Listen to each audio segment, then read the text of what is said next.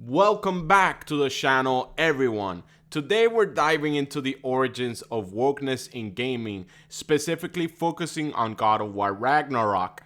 This is a discussion that's been a long time coming. One I started way back when I called out the race swap of Angroboda in my most popular video. And guess what? That video has aged like fine wine. The things I pointed out back then have only become more obvious as time has gone on. When God of War Ragnarok was announced, fans were hyped, including myself. The franchise has always been about a blend of Norse mythology and high-stakes storytelling. But when the character of Angroboda, a giantess in Norse mythology, was revealed as a black girl, the conversation shifted. Suddenly, it wasn't about the lore or the gameplay anymore. It was about cultural appropriation and agendas being shoved into a setting where they didn't belong. Let me be clear, this isn't about diversity in gaming. This is about accuracy and authenticity. Norse mythology is deeply rooted in Scandinavian culture, a region historically devoid of all the racial diversity that we have today. So when you introduce elements like race swapping in a mythology-inspired game, it simply breaks the immersion.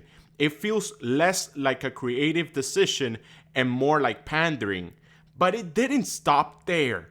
God of War Ragnarok leaned heavily into woke tropes. You had the girl boss archetypes, powerful female characters who overshadow the male leads at given times.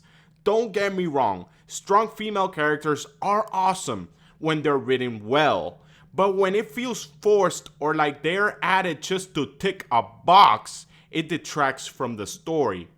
Here's the problem with race swapping.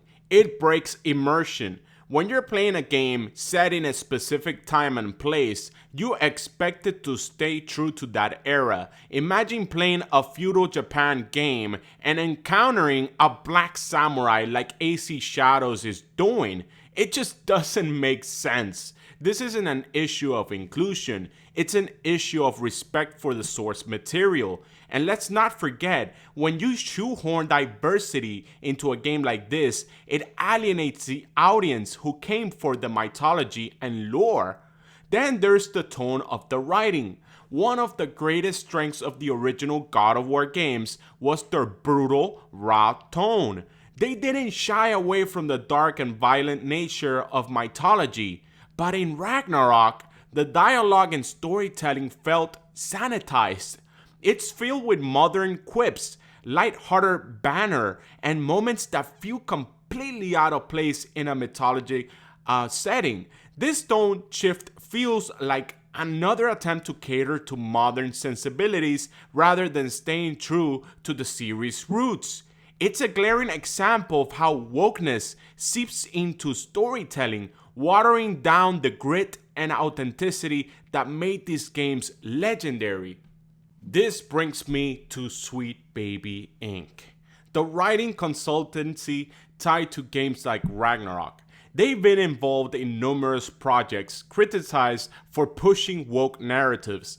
Their approach prioritizes inclusivity and diversity over story cohesion and world building. And honestly, that's a cancer to the gaming industry. Players don't want lectures or poorly shoehorned agendas. We want originality, accuracy, and stories that immerse us into another world. Thankfully, the gaming culture is moving away from these tactics. Gamers have made it clear. We want authenticity. Look at the backlash to race swapping and forced narratives. The message is loud and clear. Developers, take note. We are tired of wokeness ruining our favorite franchises. We want to be immersed and not preached to. And this isn't just my opinion, guys. The numbers back us up. My Angroboda video resonated with so many of you because I was calling this out from the start. The comments, the likes, it's proof that gamers are fed up. That video stands as a testament to how much we care about the integrity of our beloved games. So where do we go from here? It's simple. Developers need to prioritize storytelling and respect the source material. If you're adapting Norse mythology, stay true to it. If you want diversity, create original stories where it fits naturally. There's no shortage of creativity in this industry. Let's stop sacrificing quality for the sake of virtual signaling.